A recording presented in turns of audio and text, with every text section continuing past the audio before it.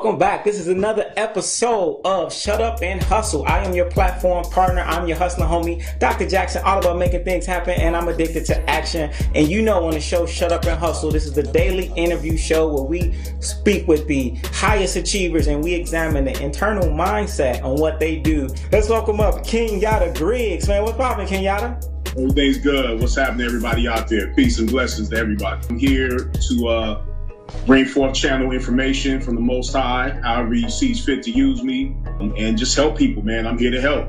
What made you even get into the hair game, into the getting your own barbershop and then going? Man, the barbershop situation actually just fell into my lap. Barbering was something that I was doing when I was in like my last year of junior high school. I had learned how to cut hair, and I was cutting hair to the point where my room would be packed after school. When I got out of high school, I was actually supposed to move to Cleveland, Ohio and stay with my father, but he passed away 2 weeks before I graduated. And so what I decided to do was go to barber college. But the barber college that we checked on, myself and my mother, they never called us back. We went down to this beauty college, and a guy named Mr. Goins on Crenshaw Boulevard allowed me to go to his school for free. He told me that he would only let me go there for free if I was going to be an example. Because he allowed me to go to his school for free, I had to keep my word as far as being a model student. I went and started working at this shop on Crenshaw Boulevard, which happened to be the same shop that I eventually took over. The guy that owned the shop, he had lost the shop, and he came to me and asked me would I be willing to take over the shop. At this time, I'm only like about 20, 21 years old. Like most people, I was very, very ignorant to business, not only business, but what it takes to really run a business. I've always been pretty much a bold person, so I just decided to let them hang and go ahead and step into the game and learn through trial and error. And that's what I did over 19 years in the business. Oh, wow, man, that's consistency, man. Consistency. Do you have like any motto or anything that you live by that's kind of helped you through those 19 years? Absolutely. The first thing I learned right off is that people pretty much treat you how you treat yourself. And, there were some times, some tests that I went through being a young man, having a shop and having money and doing all these great things. And what happened was I started messing with some young ladies within the salon, and I noticed that my morale with my tenants began to drop. So I didn't show discipline, so the shop became undisciplined. And so I learned that jewel not only from just being in the shop, but also being a father, because, I understand that children don't do what you tell them to do, they do what they see. And so if you stand up and you're carrying yourself a certain way, you're speaking a certain way, you're doing things a certain way as a parent, the children look at that and they pay attention to you, and then they also begin to do those things when they get out the street. But discipline is the name of the game. I just learned that discipline is the most important out of everything. Oh, man, that's so powerful, bro. That's so powerful. I want to say to our guests that are watching, that are live right now, if you got any questions for Kenyatta, be sure to, list your questions, and I'll make sure that I'll ask him, because he can't see the questions, but I'll ask him for you on your behalf. So just write those up. No. So Kenyatta, man, so tell us, let's move forward a little bit. So a lot of people, like your fame started coming online when you started doing the hip hop motivation show. So absolutely. Can you talk a little bit about how that relationship with Dame developed? And not specifically from, okay, you're a barber, you're cutting Dame's hair, but how do you then to cultivate that relationship where now he trusts you and now y'all are putting out work together? Can you talk about that? Absolutely. Well, I met Dame over 16 years ago. I met him through a friend of his at the time named Jay Brown. Jay Brown is the guy who runs Rock Nation to this day.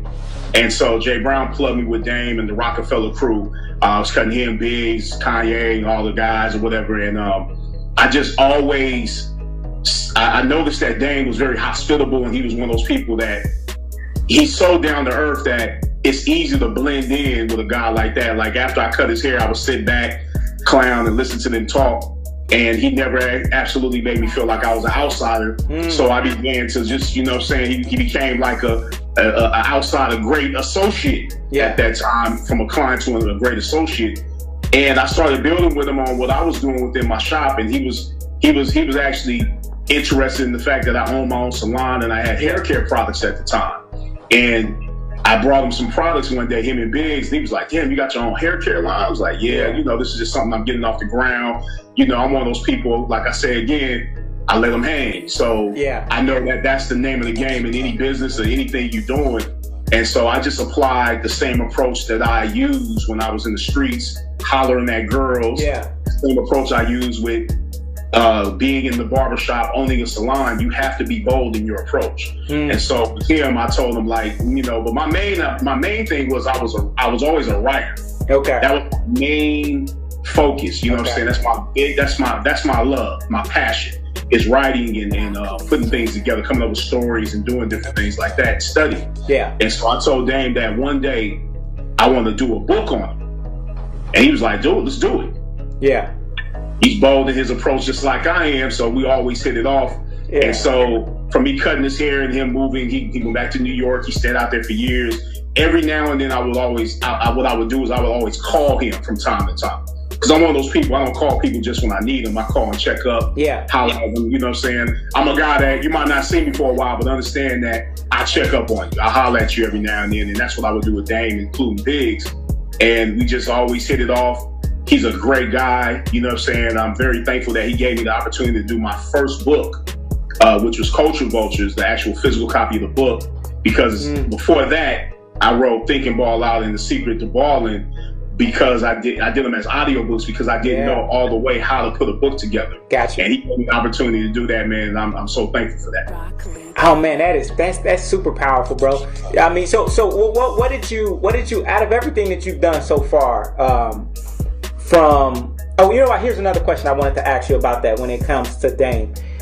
How did you, one thing I write about in my book is the power of knowing when to shut up, like as a hustler, and knowing when to pick up game, how to absorb game. So how did you talk about that when you put your ego to the side, when you were around people who knew more than you, and how you were able to soak up that game? Because a lot of people don't know how to soak up game, man. It's like, you know what I mean? Can you talk about that a little bit? I learned that firsthand being in the salon business, you know, when it came to, you know, my clientele. You know, as at the point when they're in my chair, I work for them at that point. You know what I'm saying? So I've always been a person I might want my client to rock a certain hairstyle or get a certain type of look, or I might want to line their beard up and they may not want to line their beard up. And so I have to learn firsthand that it's not about what I want in the situation, it's what they want. And it's the service I'm willing to provide. And then so what I did, I took that same energy over into doing these videos with Dame, because initially we weren't putting them up on YouTube. I was only doing those videos as case study for the book Culture Vultures. Gotcha. It wasn't really meant to go up on YouTube, but what happened was, me being as impulsive as I am, I started throwing the videos up before they knew they were up. And then they went viral because the Jay-Z and Salon situation happened, and we put a video up right the day after that happened, and it just went crazy. And from there on, people were checking for us to see what else we were putting up. And so I just kept putting the videos up. Some of those videos were before the Salons video, but I just kept throwing them up. It's so much footage we have. And so, but what's interesting about it is that I would sit there without saying a word when Dame was speaking, because that was based on collecting data for the book. You see what I'm saying? So, and besides that, you know, when someone has something to say, I'm one of those people, I can fall back and let somebody take the stage. Gotcha. I don't have to gloat, and I don't have to be, you know, flow showing, you know what I'm saying, and put myself out there, because, you know, I understand the jury within myself. So I've never been one of those people that has to, I don't feel insecure about someone else shining. Yeah. You know, one thing I've always noticed is that I'm the type of person, whenever I look at somebody that's successful, like a celebrity or somebody who's famous, I look at who are the people around them that you don't see. You know what I mean? Whoever it may be. It may be the barber, the assistant, it may be the publicist, the attorney. Who are those people? Because those people, they got a different perspective on the game. Perspective, yeah. I've seen some things, the ups and downs of the business as well. You know, I was there the day that Rockefeller actually fell apart, when it was done. I went to cut Dame and Biggs over at the Beverly Hills Hotel out here in California. Actually, not the Beverly Hills Hotel, the Bel Air Hotel. Okay. And so I walk in and Dame's like, it's over. Dame was like, it's over. And I was like, what's over? He said, no more Rockefeller, him and Biggs. And I looked over at Biggs, and Biggs was like, yeah, it's done. He was like, this fool, you know, he told me what happened about, you know, the company situation. He basically bought back the company and then tried to give it back to Dame and Biggs for his royalties, or not royalties, his masters something about that. Like, as we say in the book, but what happened was they didn't want to do that because they felt like they all put in the work together to make Rockefeller what it was, and they felt offended when that happened. And I could understand how they could feel offended, you know, but at the same time, you know, everybody has their own vision of success and what they really want to do. And, you know, in life, you don't have to explain that to anyone. Sometimes you just have to move. As long as you're playing the game fair, make your move. So speaking of overcoming obstacles, can you talk a little bit about it? I was looking at something. You had a big obstacle with your shop at one time, kind of before you were doing the books, and can you talk a little bit about one of the biggest obstacles you had with the salon? Yeah, I mean, well, people that are in the hair game, as they know, like, it's a recession-proof business, but when you have a salon, you know, you get people that come and go, you know, and then sometimes a lot of a lot of salon owners, they hire people without their license, and, you know, because they want to fill those seats. And when the state board comes, those are the people that come out and get fines, you know, it falls back on you. So I've had situations where I had to pull some money, pull my resources together to get out of a certain jam. And, you know, just the ups and downs of that, and just dealing with, you know, internal situations of people not being able to get along with one another, you know, and especially, you know, when you're dealing with our people on the whole, sad to say, but, you know, sometimes it's a little beef that jumps off because, you know, it's a competitive business, but not really, you know. The business we're in is fully creative, you know what I'm saying? It's hell to compete and it's heaven to create. You know, that's why I used to tell people in my salon. So, you know, I had to deal with situations like that, and then, you know, trying to figure out how to pay certain bills initially in the beginning of my business, which is why I started doing the product thing. Gotcha. Because I went to a seminar years ago when, I don't know if you remember when Rich Dad Poor Dad came out, that book. Absolutely. Robert Kiyosaki.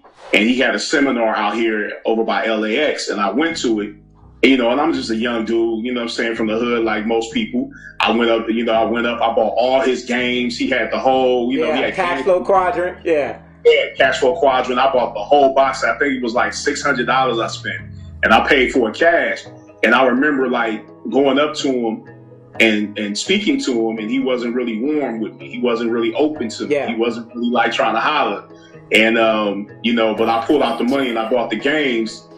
People he kind of was looking at me a little bit because it was almost like he made me feel as if I didn't need to be there or I wasn't supposed to be there. Gotcha. And you know, the logic of why he thinks like that is because of the projection of how Black people are portrayed and projected out here in the world through all forms of media.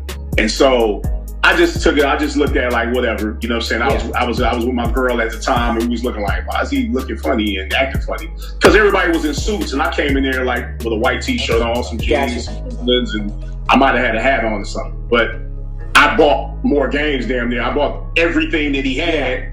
And he's looking at me like, before that happened, he was looking at me like, why am I here? Like, what am I here about? Like, what's this about? And so that was also a part of the influence of me starting my own thing with Hip Hop Motivation. Gotcha. You know what I'm saying? Because I know at the same time, you know, sure, he's spitting knowledge and game on how to keep things afloat financially. But at the same time, there's also something called personal magnetism that has to be learned. Absolutely. In order for you to connect with people and vibe with people. You see what I'm saying? It's all about the vibration of the energy first. I mean, you can't get $1 out of nobody's pocket if people don't like you. Absolutely. If somebody don't like you, they're not gonna help you. You know what I'm saying? Nah, you're absolutely right. You're absolutely right with that. Speaking of dollars, right? And now I write about this in my book, Shut Up and Hustle, you know, how to live the life of your dreams by thinking like an immigrant. And it's this one section I have in there when I talk about successful hustle habits. And I heard you mention this on your show. And I talk about how hustlers understand that money is like blood. Like it needs to circulate if you're going to survive. And I heard you mention on your show in your salon the power of circulating the money throughout the different people. Can you talk about, you know, the power of circulating money? Man, that is a great question, man. If you have that in your book, that's a great book to have right now. But definitely, man, like I found that when I first got to salon, even before I got to salon, I noticed that people were trying to hoard clients. Like if a walk-in walked in, you know, say somebody already had clientele, they would keep the walk-in and not give it to someone that's not working at the time. You know what I'm saying? I was a victim of that. You know what I'm wow. saying? But I don't stay a victim. Yeah. I'm going to become a horrible situation because I started going outside, Exactly. passing my flyers. Right. I started standing in front of the door. It went down like that. Yeah, So yeah. Damn, you know what I'm saying? Because I'm seeing people that have clientele that are cutting nonstop, Right. but they take walk-ins, and I hadn't cut a head all day. Right. So instead of me saying something to them, I went outside and I applied myself, and I would go fishing for my own gifts. Absolutely. I would go out there and bring it in. But then what I started noticing is that when I started getting clientele and I started noticing people were coming in like walk-ins, and I look around the salon to see who's working and who's not working. Yeah. You know, regardless if they have clientele or not, I pass them around. Yeah. If I can get to them. Yeah. Even if it's an entertainer, I would do that. Because sometimes we would have a few entertainers come to the shop. I'd be like, look, he ain't working right now. You can go to him. But I wouldn't pass him on to nobody who's going to push his hair. Right. The salon was always circulating because circulation is the name of the game. Absolutely. If it's not circulating, it's dead. It's like any body of water. If it stops circulating, not the organisms within that water, that body of water, the things will begin to die. The water is dead. It becomes putrefied. So I know that circulation is the name of the game. So that breeds a really positive environment, or an environment that could grow and thrive. Man, we were the best shop on Crenshaw because I implemented that philosophy right into my shop. Really? Yes. So we weren't even the best looking shop. We weren't even the best looking shop at the time because it was a shop down the street called the New Millennium. Yeah. But we had more clientele than everybody because when you came in, everybody was happy because everybody was eating. Okay, got you. So the whole vibe, it was just like a prosperous vibe. You was in, yeah. Everybody's eating. Everybody's happy. Dang, that's powerful. So speaking of creating the right environment, like how do you sort through the people that you're going to work with, the people that you want to, filter to be around you when you're making them type of decisions? Well, initially, I always do a probation period where I check people out. You can't really tell who's going to flip. That would be like saying you jump in a relationship with someone and then they get a change of heart. You don't know. You don't know what the future holds, but all I know is that I was so prepared for anything because I can make sure my game and my situation was taken care of, and that I had money stacked up to take care of something if something fell off. That nothing anyone did was of any. It was nothing to me. It was like, okay, well, I'm gonna have to get rid of this person because this person is bringing down the morale of the shop, and I had to do that a lot of times, man, because a lot of people bring in their infectious energy. Yeah. The whole shop becomes infected by it, and then it starts, the arguments happen, people are stealing and doing little funny stuff. As soon as I see it, I nip it in the bud. I don't even give it a chance to fester. You gotta nip it in the bud. Immediately, that's the big, yeah. You gotta move immediately, and it's like, I'm gonna say it again. It's unfortunate I have to say it, but especially when you're doing business with our people, you gotta nip things in the bud quick. You can't let things keep going because it becomes, that infection can grow to where you lose a limb messing around with your people. You gotta make sure you jump on it. Yeah, that's as real. Soon as you feel anything, like, hey, no, this is what we're gonna have to do. We gotta have a meeting. We're gonna have to do this. Yeah. Well, it's funny, man. It's like, first of all, I'm so happy that you're saying these things, man, because so many people we really need to hear this, because this business stuff, it applies to so many lessons in life in so many different ways. So I'm curious, you being a father, you being an author, a movie producer, all of the things, and I know you got a lot of stuff coming up, and you got classes you're doing. Right. What are you enjoying the most, and what do you feel like is putting you the best? Like, what's putting you in the most position that is helping you build your legacy the most? Well, the first thing is just studying, man. I'm a person that believes in knowledge of self. I believe in studying. I'm a firm believer that input equals output, and then the other side of that is the fact that I'm able to create. I love creating. I love putting things together. You know what I'm saying? I get so much pleasure from creating and writing. Yeah. So I'm in my purpose, and so that's what I'm trying to bring most people over into, is tapping into their purpose, and when you get that purpose going, and the way you figure out what your purpose is, you have to look at what you really love to do. Your hobby may be your purpose. Doesn't necessarily mean it will be your purpose, but the main thing is learning how to monetize your purpose, monetize your hobby. monetize what you love to do. And right now, you know, that's what I'm doing. I'm monetizing what I love to do. You know, I'm still doing things within the hair business because I have a product called Bump Assassin, a whole facial line, and we're about to do the soap and the lotion and get all that stuff going. And I'm okay with it, man, because I use it myself and I love it. What's the website for that? What's the website? The website is www.hiphopmotivation.bigcartel.com. Okay. I sent you the link too. It's on there. Okay. Yeah. But you know, so they can get Bump Assassin from there, as well as the audio book, the DVD of The Secret to Ball, and we also printed up some limited edition DVDs, and they can get the t-shirts, the Hip Hop Motivation t-shirts there as well. But I'm so happy with creating, man. I love what I'm doing. You know, helping people. You know, self-help and personal development has always been my passion.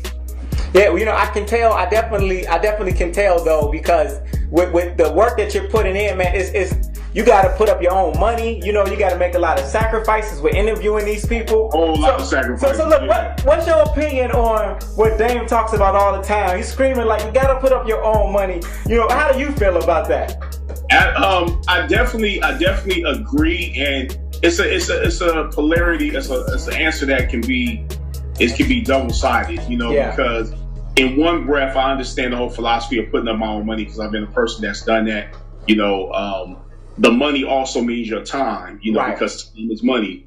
So when he's saying that, he means all those things. Right. It's not just money, because a lot of times, you know, it takes man hours and female hours to really, you know, put into the business to make things happen. And I know that that's the most important. Yeah. It's the hours you put into the business. It's the time you put in. And time is money. So I believe in that, definitely. Yeah. I don't always believe that you have to break yourself in order to be successful, because, you know, like as they tell you that Rome was not made in a day. Right. You know, there's a certain amount of patience that has to come along where you start taking percentages out of your paycheck. You know, if you have a job, you know, and then you're working on your purpose when you get home at night, you know, and you're taking a percentage out of your check to supply certain demands within your purpose, that's the way you want to do it. That's the way you want to go about achievement and turning that purpose into a full-time lifestyle, to where you're able to walk away from your job. But I don't believe in walking away from jobs. I don't believe that having a job is a bad thing. You know what I'm saying? I don't feel that a person is corny because they have a job, or that they, you know, I don't believe that you calling somebody daddy because you have a supervisor or a boss, you know what I'm saying? Even though it sounds great, but but then the other side of it is I understand why that was said. You know, and that was a beautiful thing that it was said because it was against the norm of what you've been hearing. Exactly. It triggers, it turns something on, you know, because all of us, you know, at certain points in our lives, we were in the darkness of something, and darkness represents ignorance. And so when something sparks just a little bit of light, that's when you begin to go into the light, because now you're saying, okay, now I need to apply certain things to myself, which means I need to work harder on myself than I do on my job. Yeah. Not quit your job, but work harder on yourself than you do on your job. It's just like, you know, the whole workout aspect. People talking about working out. Like right now I'm working out heavy. You know what I'm saying? I've been losing weight and doing all this stuff, but all it is has been an hour and a half a day. Yeah. Before I would make excuses of why I couldn't get there, or look beyond doing that. But it's all about the hours you put into it. So if time is money, absolutely money is body. You know what I'm saying? You got to put in the time. So speaking of time, and I got two questions and then we can wrap, is what are you doing on a daily basis? Like one thing that you do that really is like a cornerstone for your success, whatever it may be. I mean, you know, even if it's something crazy, you know, whatever it may be. Well, the first thing I do is the beginning of my day. I lay still and meditate. You know, I don't go anywhere without meditation. You know, I sit still, I meditate. You know, I don't do no traditional meditation where I'm sitting Indian style. Yeah. You know what I'm saying? I'm, you know, sitting up with a robe on and nothing like that. It can be laying in my bed. It can be me sitting in the car after I, you know, like before I drop my son off at school. It's just, I have to get that quiet time and sit still and allow the source energy to move within me, and so it can guide me, man, and keep me on the right path. Because I learned that when I wasn't meditating and I wasn't grounding myself in meditation, that my days would go, I mean, it would be like shooting dice, man. It can go either way. It's going to be some chaos involved. But I noticed that when I do meditate, it keeps me on the righteous path. It keeps me focused. You know, there will be obstacles that come up, but I'm able to go beyond those obstacles and see beyond the obstacles because my meditation, my spiritual grounding is there. Absolutely. This man, that spirit is important, man. Oh, dudes, that is so important. Like, I tell people, you know, a lot of people, they talk about they want to start businesses or especially here's the question I almost forgot to ask you. Because a lot of people are chasing money, and that hurts them. You know what I mean? It hurts them. Mm-hmm. And tell me a little bit about, especially in that cosmetology industry, what would you say to people that are in it just for the money? Because, and before you answer that, I gotta say this because a lot of people don't know me in this way, but I spent 7 years in the hair extension industry, and so I've seen these hairstylists come in doing these sew-ins. You know, they making, you know, whatever they making, 300, you know, or whatever, 150, 600 per install, and it got to the point where they didn't care about their clients.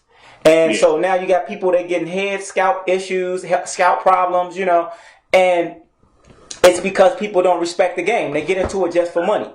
Absolutely. So what would you say about people that come in like disrespecting the game, or, you know, or even towards the power of not just chasing money? well, you know, I just know that everything will provide its own justice. You know, if you're putting that type of work and type of energy into the game, it's going to come back to you because you can't escape the law of rhythm. You know, the ups will match the downs as the downs will match the ups. And justice will prevail no matter what. That's why it tells you in scripture to, you know, that, revenge is mine, saith the Lord, you know, as they tell you in scripture. So it's not so much that you have to, these people just put the money before the service. And I never put money before any service I provide. The same with me writing books. I never put forth, I need to say this type of stuff so that way, let's say the Culture Vultures book, I could have been like, oh, I'm gonna put some stuff in there about Jay-Z and say some heinous stuff about Leo Cohen or Kanye West. Yeah. But we didn't do that. We kept the ethics of the book intact. And so what we did was we made sure that the culture is getting blessed with some information that they can use to help themselves, and because of that, the book has been successful.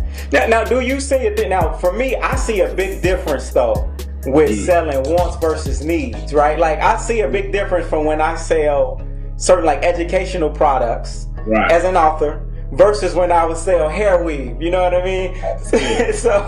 so big difference. Do you have a secret to balling when it comes to selling people those needs? Yeah. Well, it's really based on, again, man, like it's based on the first law under the natural law principles, and that's the law of mentalism. It's about how you think and what you believe and what you feel to be true. You know, you can sell anything. You could hit the same, you could triple the same numbers you did in the hair game selling hair. You know what I'm saying? But we all know the hair game is a whole nother monster. Exactly. I know that being the game. You know, but you can make more money than that. You know, it's just about how you look at it and how you go about doing it. You know, it's about your self-belief first. That belief rubs off and people see that, you know what I'm saying? Because that's the energy. It's like when you're dealing with an animal can tell, they can feel, they can smell fear, they can feel it, they can sense it. Yeah. You know, people also can sense your belief in what you're selling and what you're doing and what you're providing.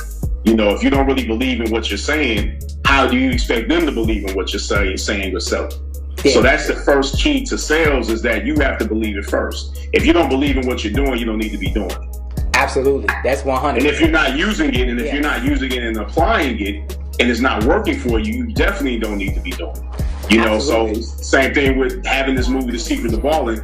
These are case studies that this movie right here, these are case studies that I actually did on my own with nobody on the list to interview. When we first started, we had 0 people to interview. I came with an idea. I said, this is what we're going to do. And guess what? People started popping up. Chris Brown, Snoop Dogg. I didn't know these guys like that before that. You know what I'm saying? It just happened. Yeah. Because I stayed focused on providing good content for the culture. Yeah. I didn't think so much about the money. I was thinking about the culture. Let me talk to people that have actually done something and see what their success secrets were. So for people that's unfamiliar with The Secret to Balling, can you just promote that a little bit? Because that's a very powerful movie. Absolutely. Thank you. The Secret of Ballin' is a case study. It's an hour and 56 minutes long. It's a movie that we did over the span of like 2 years. What I did was I would go around and ask different people from different walks of life, a lot of people in the music business, as you see, and I would ask them the same questions about what they did to become successful. So I would ask the same question that I would ask Dr. Michael Bernard Beckwith, who is a guy that's in the movie The Secret, the guy with the dreads, and he has a spot called Agape out here in Los Angeles. And I would ask him the same question I would ask a Snoop Dogg or a Don Bishop Juan about research. How important was research being applied before they became successful? It was that important for them to apply before success. And it's interesting that success leaves clues, because they said similar things. Everyone did, because success leaves clues. There's no other way around it. You have to put in the work. You have to put in the work to be successful. Absolutely, man. I'm glad you promoted that, man. Y'all make sure y'all go get that thing, man. Get that. Man. We did it, and by the way, it was all done. It was all handmade, no budget. By the way, there was no budget. I had an obstacle where the guy that actually was filming the movie for us, he went AWOL. God bless him. He's a great guy, but I had to finish the movie. I had to take all the pieces that were on the table and put it back together like a puzzle. I had to get sound people. I mean, it took time. It took like whole another year and a half for me to even put the movie out when the movie's supposed to be finished. That's why you would see it on my hip hop motivation page, like the trailer. But I had to go back and put it back together. But I'm one of those people that if I have something that I'm focused on doing, I have to finish. Yeah. So that's what you're seeing. When you see The Secret of Ballin', it's handmade. There's no budget. No budget. What would you say was the most challenging part? Was it the making the movie, or was it marketing the movie? No, the most challenging part, was, keeping the guy that I originally gave the directing job to, keeping him in alignment with the mission of the movie. Everyone else was motivated, and there was times he was motivated, but he got a change of heart for some reason. We paid him what he wanted. We gave him every dime he asked for. And then he started trying to get more money in sort of extortion type fashion. And we backed up from him. We got away from that situation. And he was a friend of mine for many years. I've known the guy for over 20 years. Wow. And so when that happened, it hurt me. It hurt, but I got over it fast, because I expect at the end of the day, I know that people, they have their traits, man, and people, reveal who they are to you. Just stay quiet, relax. You ain't got to worry about it. Things will be revealed to you sooner or later. And that's what happened. So we got out the way, and I had a mission on my hands. I had to get with my girl, my lady, Michelle, her sister, Carolyn. We put the movie back together. I mean, when you see the movie, a lot of people see it. That movie was rendered so many times, and the more you render something, the quality goes down, but the quality of it is so good in comparison to what it could have been. But we finished. We put the movie together. We put a dynamic movie together with no budget, and when you see it, you're like, damn, you got all these people in here with no budget. Yes. Can you name drop some of them people in the movie again? Absolutely, man. Snoop Dogg is in the movie. Chris Brown is in the movie. RZA, Redman. Dr. Michael Bernard Beckwith. We got Frank Gatson, that's Beyonce's choreographer. You know what I'm saying? All those videos you seeing, that's him. We got Faith Evans in the movie. We got Kelly Rowland in the movie. We got Baby Bash in the movie. We got Be Real from Cypress Hill in the movie. We got DJ Quick in the movie. You know what I'm saying? Raekwon the Chef in the movie. Damon Dash, of course, is in the movie. Myself, I'm in the movie. You know what I'm saying? Don Bishop Juan is in the movie. So, and it's more Virgil Roberts, you know what I'm saying? The lawyer, the entertainment lawyer that put Death Row in the game. You know what I'm saying? It's so many people. Oh, hold on. You got Virgil Roberts? Oh, that's oh man. That's heavy. that's my lawyer. That's my guy right there. Yeah. Dr. Fareed Zarif. You know what I'm saying? Yeah. That's a good friend of mine. I've been knowing him since I was like 9 years old. He's never changed. He's always been a consistent guy when I was a little kid. Yeah. He's in the doctor, you know what I'm saying? And he's a holistic doctor on top of that. So he's giving the whole success aspect from health. Yeah. So a mixture. I mean, we got so much footage. I'm going to be putting out a lot more footage from that movie, because I feel like the whole esteem of it was for the culture. So I got to give it to the culture. I just got to give it to them raw, Yeah. That's for all. I did this for all of us. Because I know we need this information, man. Because nobody's going to take the time and do this. And if they do it, it's going to be sponsored by Budweiser or something like that. And ain't nothing wrong with it. But, you know, you got to have heart for what you're doing in order for it to reach. I want for my viewers, anybody that's watching this, you need to support this movement. Shut Up and Hustle is real. The secret to balling, this is life right here.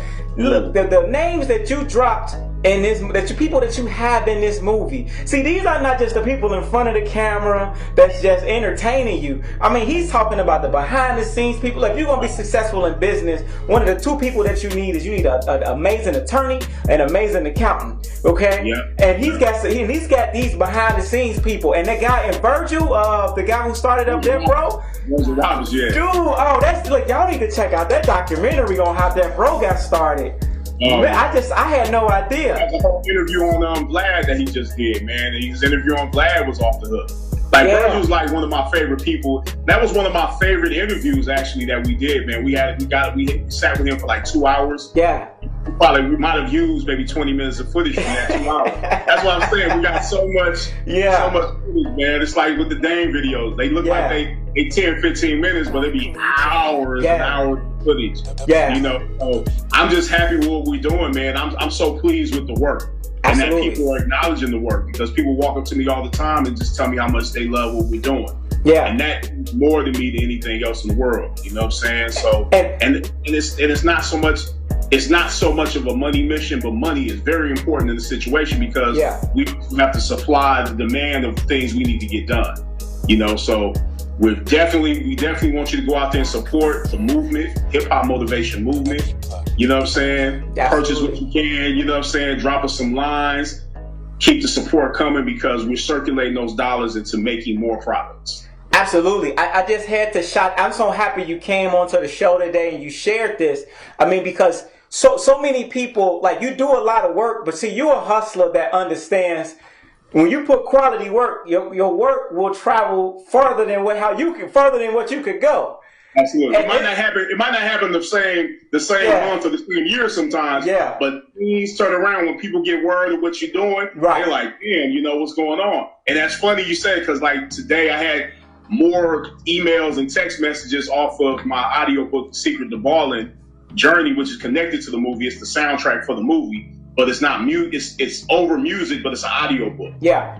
I've been getting people hit me up about it, like, as of recent, more than ever. Yeah. Because people got hip to it, you know, whatever. I'm with it. You know what I'm saying? Yeah. So, I mean, I love the process, man. I love being able to supply content for the culture. So I just want to reiterate for everybody, again, this is King Yada Griggs. A lot of you all, if you're not familiar with this brother, you need to get familiar. How I learned about him is the Hip Hop Motivation Show on YouTube. When I learned about him, it was a story of how he went from being a barbershop owner, a barber, to the barbershop owner, to now he's got clients like Dame Dash and more, and he was able to cultivate those relationships, and now he's just continuing to grow, man, and now he's living his passion. So I'm dropping these names simply because a lot of people may not be familiar with the face just yet with my network, but they're gonna get familiar, because I want y'all to go back, man. Oh yeah. Yeah, we sticking to it, man. If they don't know us now, they eventually will know. They ain't gonna have no choice, baby. We ain't gonna have no choice. So the heart prevails. You know how it goes, man. You know, this is my heart. My heart is in it. So Kenyatta, very last question as we conclude. What do you want your impact to be on the world, on your community? My impact, man, just like I said before, I want to continue to create content that enriches the lives of the culture. I want to help people move away from the darkness into enlightenment. That's the main thing. I want people to embrace where they're at now. You know, I want you to embrace that darkness, you know, because I believe that putrefaction leads to illumination. And so you have to go through the darkness in order to get into the light. And so embrace where you're at, keep your head up, stay focused. You know, like I said, if they continue to support, I'm gonna continue to put in the work, and that's what we're gonna do. I'm gonna put in the work regardless. You know what I'm saying? But the support helps, because what it does is it gives us gas and fuel to go ahead and go a little further than we're at now, and that's what we're doing, man. Definitely. Oh man, that is so powerful. So listen, everybody that's tuning in, I hope y'all learn from this. I hope this was valuable content for you all. So show us that you appreciate it, because again, this is that we support ourselves doing this. We support ourselves by providing this content and spreading this game. This same stuff that he shared, I mean, he giving his story, stuff like this. I mean, to come to meet him in person live, I'm pretty sure you're gonna spend a nice investment to be able to meet him live and him share some of this game with you. So let's support it as much as we can. Also, if you want to learn more about just the power of some of these general principles, you know what we about here at Shut Up and Hustle. So get our programs too. Get the new book, Shut Up and Hustle, How to Live the Life of Your Dreams by Thinking Like an Immigrant. Because like Brother Kenyatta just said, it's all about programming your mind. Programming, man. You gotta stay in it, because as a boss, you putting up your own money and all. So it's very important. There's a lot of struggles and obstacles, and the first one usually is you. So you got to be able to be emotionally fit to stay in the game. That's the main one. Absolutely. So listen, I'm not going to keep you, Kenyatta. We're gonna sign off with you all, but make sure that y'all follow us. This is Shut Up and Hustle. Right now, we're on the Facebook page. Also, you can find us on our YouTube page. I am Dr. Jackson 360. Follow me. Y'all know I got the new music out. The new Black Christmas song just dropped today. So follow that on all of the streaming services. That Black Christmas, Dr. Jackson. Kenyatta, you got to check that out too, bro. Oh yeah, definitely. Send me the link. It's a hustler's holiday, bro. It's a hustler's holiday. Nah, it's all good. Keep it going. You already know. It's all about the program and the mind. They say musicians are some of the highest teachers, man. Absolutely. Yeah, man, because you guys come from the heart. Exactly. The heart chakra is the most powerful. Exactly. And people they say people learn the most when they're not even aware that they learning. So absolutely. So let's keep doing this, guys. So I am Jackson. Remember, it's not about just your potential, but it's about what you're doing with your potential. So with that being said, we want you guys to stay focused and remember to always shut up and hustle and go from there. Grow from there. Absolutely. Peace.